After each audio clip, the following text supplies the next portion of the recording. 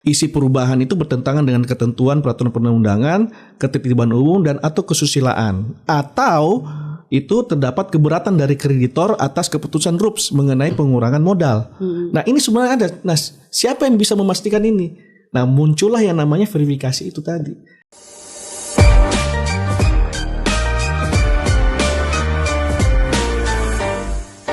Jual beli saham itu mutlak minimal dilegalisasi oleh notaris. Kenapa? Kalau terjadi saham orang hilang, bisa ditunjuk hidungnya. Siapa yang salah? Notaris A. Kamu melegalisir padahal orangnya tidak tanda tangan. Tapi karena undang-undang mengatakan boleh di bawah tangan dan notaris harus menerima itu. Ini kalau Pak Dede tuh, saya bilang ke kliennya, Pak bisa enggak ini kalau misalnya dia ke kantor saya, Pak Fardian, Bapak apa? Minta apa? Ini dilegalisir dong supaya jelas. Bapak melebihi kewenangan ini. Undang-undang aja nggak bilang begitu. Nah, ini yang kami sulit di lapangan. Terjadilah saham hilang. Sekali lagi mohon, memang ada Pak Dede oknum seperti itu. Kami dari organisasi tindak tegas karena itu mencemari profesi kami ini yang katanya bermartabat. Tapi tolong juga jangan disalahkan terus. Undang-undangnya ini harus kita perbaiki, saya bilang. Undang-undang kami di tingkat kongres sudah mengatakan itu, ini bahaya gitu ya. Dan ini sudah kami suarakan. Sepanjang 40 2007 belum diperbaiki, maka akan terjadi terus begini, ya. Karena notaris mengatakan, ya saya menjalankan ini, ya sesuai dengan aturan. Jadi 40 2007 itu memang harus. Pertanyaan Dan saya mensupport. Ini menarik ya. Saya potong. Apakah gagasan yang Bapak maksudkan terkait dengan lemahnya undang-undang tadi membuka ruang potensi untuk terjadinya manipulasi tadi hanya sebatas wacana atau sudah pernah diberikan masukan langsung kepada pihak yang berkompeten dalam hal ini kementerian? Kami sudah memberikan rekomendasi itu sekian tahun yang lalu. Apakah diakomodir? Kalau hanya sebatas wacana gagasan tanpa adanya aksi nyata, itu sebagai kita kenal dengan teks yang tersebut di dalam undang-undang, hanya teks belaka. Tapi ketika ini diejawantahkan, ada langsung langkah konkret yang disampaikan. Oh, kami ini ada temuan nih kelemahan dari undang-undang ini. Pada poin ini kami kasih masukan nih. Begitu. Nah, jadi gini, sudah dilaksanakan. Pak. Pertama, yang di kongres itu kesatuan sikap dari kami notaris menyatakan itu. Yang kedua, kami rekomendasikan kepada kementerian. Yang ketiga, saya diminta ada sebagai narasumber di badan usaha yang lalu, Pak. Ini saya suarakan, boleh tanya teman-teman. Ini harus kita sikapi gitu ya. Kalau tidak, akan bertebaran terus saham-saham yang hilang ini. Ya. Mungkin permintaan kami, mbok di sistem itu, di AHU itu, dinyatakan kalau tidak dilegalisir oleh notaris jual beli saham ini kami tidak terima. Libatkan notaris dalam jual beli saham. Kalau terjadi sesuatu, notarisnya kita ikat, Pak. Tapi karena ini dibiarkan, ya. Tapi kan Pak beliau ini juga ada masalah, Pak Fardian. Ini pemegang sahamnya di luar negeri ini. Bapak minta legalisir, Bapak mengada-ngada katanya. Sudah pusing karena kami ujung tombak di lapangan berhadapan dengan masyarakat. Itu kira-kira kendala. Jadi saya mohon sekali lagi kita melihat dengan jernih masalahnya. Jangan selalu notaris. Dan semoga ini ke depan kita perbaiki. Ya, katanya sudah masuk prolegnas ya. Dan mudah-mudahan ini akan memberikan kecerahan bagi kepastian hukum dalam masyarakat. Silakan Pak Dir langsung menanggapi nih Pak Dir. Terus juga katanya pengumuman untuk verifikasi substantif ini katanya nggak diatur detailnya di undang-undang PT sendiri. Silakan Pak. Ya, menarik yang disampaikan memang Pak Fardian bahwa regulasinya memang harus dirubah, ya kita revisi dan sebagainya. Tentunya kami tunggu nih nanti apakah nanti Kementerian Hukum akan jadi pemarkasa dari perubahan dari perseroan ini atau nanti dibantu dari beberapa kementerian lembaga. Tapi yang jelas kalau kita bicara verifikasi substantif ini sebenarnya sudah terinterpretasi di dalam Undang-Undang 40 tahun 2007 ya, di pasal 27 undang-undang tersebut, di mana ketika permohonan ini ditolak ya, permohonan persetujuan ditolak itu karena alasan-alasannya. Pertama adalah dia bertentangan dengan ketentuan mengenai tata cara perubahan anggaran dasar, ya kan? Kemudian isi perubahan itu bertentangan dengan ketentuan peraturan perundang-undangan, ketertiban umum dan atau kesusilaan, atau itu terdapat keberatan dari kreditor atas keputusan RUPS mengenai pengurangan modal. Nah, ini sebenarnya ada. Nah, siapa yang bisa memastikan ini? Nah, muncullah yang namanya verifikasi itu tadi. Harusnya ini kan dipastikan dulu oleh kedua belah pihak ketika mereka bertransaksi, termasuk notaris, ya. Notaris untuk memastikan.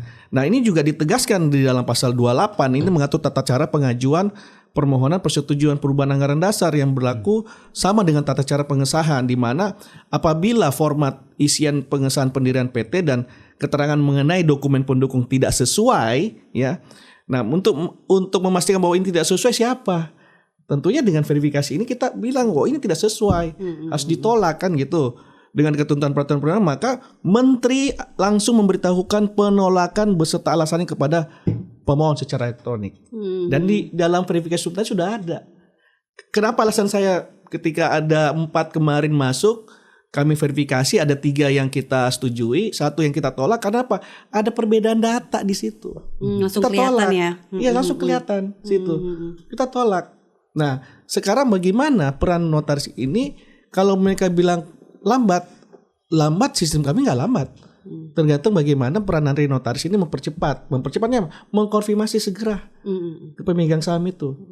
Terus terang Mbak, ini di dalam badan usaha kami ini ada ribuan ya persoalan-persoalan masuk ke kami. Ini kami kayak cuci piring di situ. Ya, persoalan-persoalan yang harus kita ini mana yang kemudian kita ikut jadi tergugat di dalam pengadilan gitu kan, mana yang kemudian kita harus selesaikan secara mediasi, padahal kita nggak punya kewenangan mediasi. Kita harus mediasi kedua belah pihak yang berkeberatan, satu merasa dirinya benar, satu merasa dirinya diambil. Nah, kita harus pertemukan.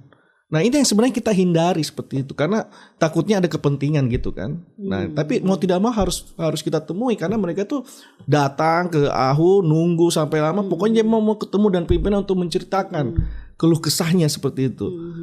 Ya. Jadi kita harus bisa mengakomodir semua kepentingan. Nah, dengan adanya verifikasi substansi ini juga sebenarnya tidak ada suatu interaksi. Kita juga meminimalisir suatu interaksi antara petugas yang verifikasi dengan pemohon itu, karena semua melalui sistem. Ya, karena kalau offline celahnya makin banyak ya. Cenglingnya bisa terjadi gitu kan. Nah, itu bisa yang kita khawatirkan sebenarnya karena kalau ada kekhawatiran dari teman-teman di media itu malah kata nanti ini akan berwujud pungli baru gitu kan.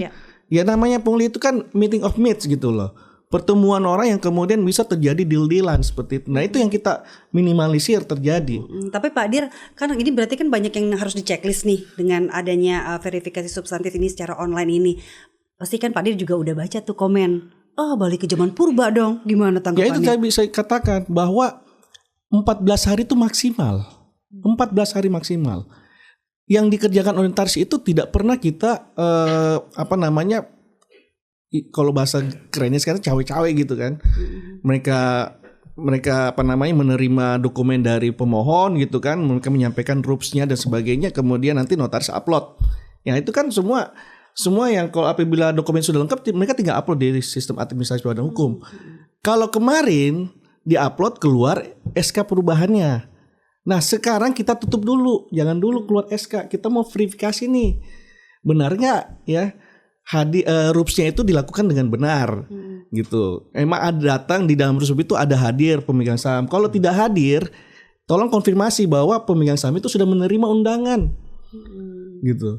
Baik. Menerima undangan. Nah, itu yang kita mencoba verifikasi seperti itu, Mbak. Baik, Pak Ferdian, kalau dari perwakilan notaris sendiri nih ya, program profesi notaris gitu, 14 hari kerja.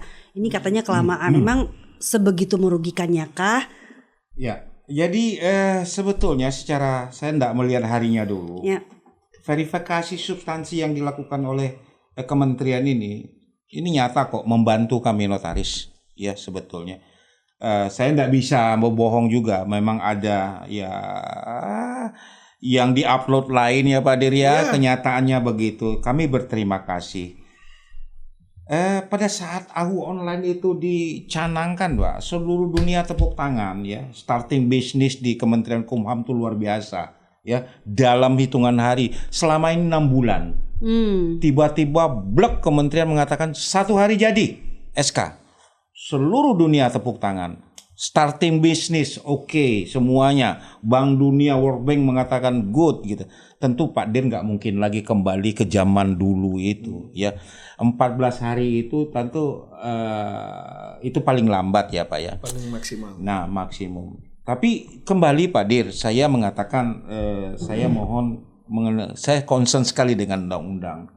Tadi mengenai pasal 10, pasal 28 yang Pak Dir katakan itu mungkin untuk perubahan anggaran dasar ya. Nah, sekarang yang jadi bermasalahan kini yang menjadi topik isu kita yang banyak ini adalah perubahan data perseroan di pasal 29. Itu tidak ada kata-kata menteri dapat menolak dan segala macam ya. Nah, ini mungkin saya mengarahkan kepada perubahan nantinya. Kalau dulu itu pemberitahuan itu hanya dicap, Mbak. Jadi akte datang ke sini cap plak selesai gitu ya. Nah, ternyata ini banyak membawa permasalahan kita sekarang ini.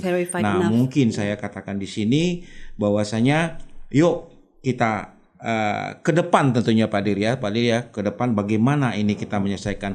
Kami melihat banyak sekali memang masalah. Verifikasi itu perlu, tapi kami minta waktunya kalau bisa dipercepat gitu ya.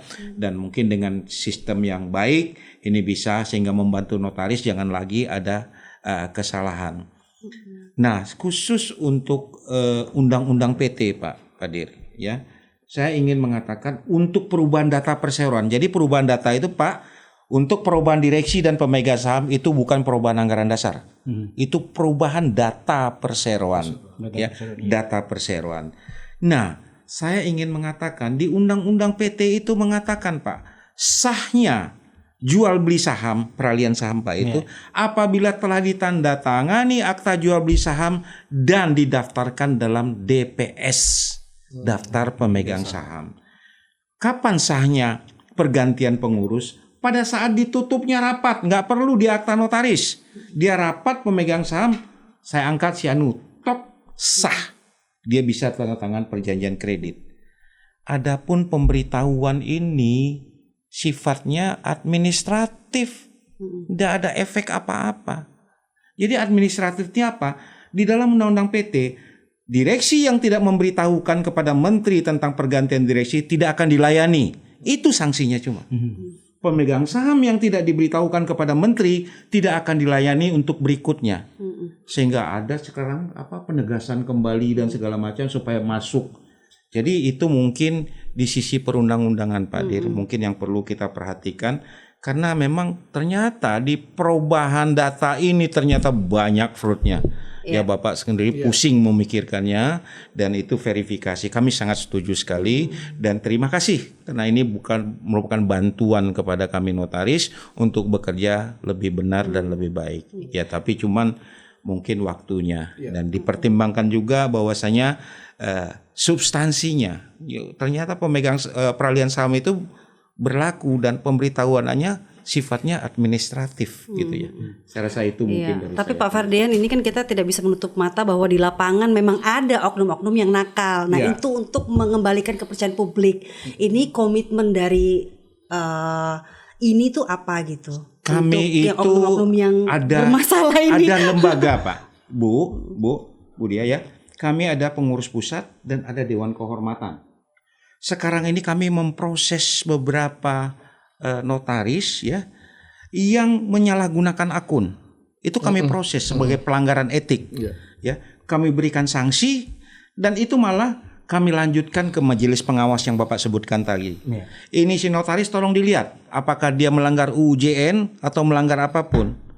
Tolong diproses dan diberikan sanksi. Karena kesalahan 2, 3 sampai 5 orang notaris, Mbak, bisa mencemarkan profesi yang mulia ini. Setuju. Jadi kami berharap ya ditindak karena kepercayaan masyarakat kepada kami akan runtuh apabila ini orang-orang ini terus dibiarkan.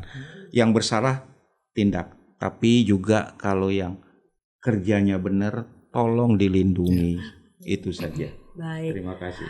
Mas Dede, ini udah beberapa kali menangani kasus seperti ini gitu ya. Rekomendasi dari Mas Dede sendiri gitu ya untuk kepada pemegang saham supaya perusahaan juga terlindungi. Ini karena waktu kita sempit gitu ya. Kira-kira rekomendasi dari seorang Dede ini apa nih? Baik, kalau melihat situasi kekinian ya hari ini yang secara real kita alami, maka mungkin kami memberikan beberapa saran, baik itu dari sisi Kementerian Hukum dan HAM. Dalam hal ini kami mengingatkan bahwa pentingnya verifikasi yang dimaksudkan. Kami mendukung program itu, kebijakan itu. Supaya apa? Supaya mampu meminimalisir dari oknum-oknum nakal notaris tadi. Itu yang pertama. Yang kedua, perlunya ada sinergi antara ini, baik itu dalam konteks MPN-nya ataupun MKN-nya, lebih ditingkatkan lagi sinerginya dengan pihak kementerian. Supaya apa? Ada komunikasi yang efektif kepada pihak kementerian. Misalkan nih, kita tidak bisa menutup diri ya. Kita tidak bisa menutup diri bahwa oknum-oknum ini bukan lagi 1-2 orang, tapi sangat banyak sekali. Saya kebetulan pernah melaporkan di wilayah kepolisian Polda Riau, baik itu juga ada di Bareskrim. Artinya saya menemukan cukup banyak oknum-oknum notaris yang nakal. Nah, oleh karena itu, kenapa tadi kami katakan sangat penting sekali adanya sinergi antara dua lembaga ini, supaya apa? Berjalan sesuai dengan tracknya masing-masing. Saya sepakat terhadap Pak Fardian bahwa kalau notaris yang baik, jujur, berintegritas kita lindungi. Saya sepakat, kita appreciate, kita sangat sepakat. Tapi bagaimana konteksnya ketika ada temuan, bahkan sudah ada putusan, notari itu nyata melakukan fraud, tindakan fraud ataupun penyalahgunaan kewenangannya. Nah, harus ada sanksi tegas supaya apa? Menjadi pembelajaran bagi teman-teman notaris yang baru akan bertumbuh dan berkembang begitu. Kalaulah sudah dinodai dengan notaris-notaris yang justru senior, yang sudah, kalau dikatakan, kalau boleh saya mengutip bahasanya anak milenial, itu sudah suhu, lalu memberikan pengajaran yang tidak baik kepada notaris-notaris muda. Nah, ini menjadi presiden buruk menurut saya. Maka diperlukan ketegasan dari ini itu sendiri. Saya kira demikian, Pak. Baik, terakhir Pak Dir ya, karena kita juga sangat sempit ini waktunya. Sayang sekali, banyak sekali bisa kita bahas gitu ya. Ini topik yang sangat hot gitu. Pak Dir, ini bagaimana kira-kira untuk meyakinkan gitu ya bahwa verifikasi substantif ini adalah akan berjalan transparan, konsisten, bebas dari pungli seperti itu ya, dan bagaimana untuk menanggapi mungkin dari Mas Dede sendiri ini perlu adanya sinkronisasi lagi antara Persatuan Notaris dengan kementerian. Kalau Mbak Dian nanti jalan-jalan ke ruangan saya, itu Mbak Dian bisa lihat sekarang dokumen itu yang dulunya itu gunung sekarang bukit. Artinya apa? Kita sudah mulai memperketat pengawasan ini. Badan usaha, Direktorat Badan Usaha, Direktorat Jenderal Administrasi Umum ini adalah etalase dari kinerja notaris. Ya, etalase dari hasil kinerja notaris. Semakin banyak masuk dokumen-dokumen terkait dengan keberatan, gugatan dan sebagainya, berarti kan ini memperlihatkan kinerja dari notaris. Nah, oleh karena itu saya pikir benar bahwa perlu memang suatu sinergitas ya, baik itu dalam pembinaan, edukasi, kemudian penguatan terhadap notaris agar mereka dapat menjalankan secara profesional profesinya ya, secara profesional. Nah, kemudian juga bagaimana kita meminimalisir, karena secara data itu hampir mungkin lebih dari 1.000 ya, saya nggak ingat angkanya, hampir dari 1.000 itu sejak tahun 2022 sampai 2024 ya, itu hampir 1.000 tuh notaris itu dipanggil untuk diperiksa di kepolisian ya. Saya nggak tahu, saya belum dapat data untuk berapa banyak notaris yang sudah dipidanakan ya. Berarti ini kan memang lihat dari kinerja notaris. Jadi ini sebenarnya PR. Bukan PR PP ini sendiri, tapi PR bagi kami juga sebagai pembina notaris ya. Nah, ini bagaimana nanti kita sinergi, kolaborasi dengan PP ini bagaimana kita membangun satu kurikulum yang tepat dalam hal bagaimana notaris ketika membuat akta dan sebagainya itu benar-benar mereka harus memastikan. Jadi sosialisasinya nggak mendadak juga Iya, gitu tidak ya. mendadak. Karena sosialisasi memang juga harus dilakukan secara intensif, rutin. Nah, ini juga masukan ini buat Pak Fardian karena setiap pelaksanaan UKN itu yang hanya diminta adalah sertifikat dari PP ini. Padahal pemerintah ya seringkali dalam hal memberikan sosialisasi kita juga memberikan sertifikat bagi notaris-notaris itu nggak disertakan di situ. Hanya khusus sertifikat dari pengurus saja yang mengadakan pelatihan penguatan ini. Padahal pemerintah juga dan terus terang kalau pemerintah yang mengadakan itu gratis loh Pak, gitu kan. Kita itu kalau saya seperti kayak di daerah itu selalu melakukan pelatihan. Prinsip mengenai pengguna jasa, beneficial owner, kemudian dan sebagainya itu kita kasih sertifikat. Harusnya itu masuk ke dalam UKN ini ya, ujian kenotariatan, ujian kode etik notaris yang sepatutnya saya juga ikut kok program pemerintah sosialisasi gitu. Sehingga jangan sampai mereka kami nggak pernah diberikan sosialisasi padahal sudah pernah diberikan sosialisasi itu. Baik. Bentuknya sertifikat, Pak. Seperti itu Mbak. Baik, terima kasih. Iya. Oh, silakan. Closing ini saya ingin mengatakan, saya Haikul yakin, saya sangat yakin apabila dalam peralihan saham itu dilibatkan notaris, arti kata dengan akta notaris atau legalisasi, insya Allah mudah-mudahan peralihan saham yang ilegal itu pasti akan berkurang. Dan kalau terjadi juga tahu siapa yang harus diminta pertanggungjawaban. Jangan dibiarkan peralihan hak atas saham itu dilakukan secara di bawah tangan. Yang kedua Pak Dir, kami berterima kasih atas verifikasi. Tapi kalau kami mengusulkan, boleh mengusulkan verifikasi yang langsung on track sekarang ini yang disebut-sebut di Undang-Undang Perseroan Terbatas 40/2007 itu adalah daftar pemegang saham. Daftar pemegang saham itu dibuat oleh perusahaan di mana di situ memberikan informasi kepada kita siapa pemegang saham yang terakhir ya. Dan itu tentu data itu valid dan itu dikeluarkan sendiri oleh perusahaan. Masih banyak PR ya, tapi marilah kita lihat bahwa kebijakan verifikasi substansi ini sebagai respons yang sangat kita perlukan untuk menghadapi krisis yang real, dan juga mari kita lihat bersama bahwa ini adalah investasi untuk keamanan hukum jangka panjang. Terima kasih atas perhatian Anda semua, semoga ini bermanfaat dan kita akan kembali dengan episode yang lebih seru lagi di WhatsApp Waktunya Hukum Menyapa selanjutnya.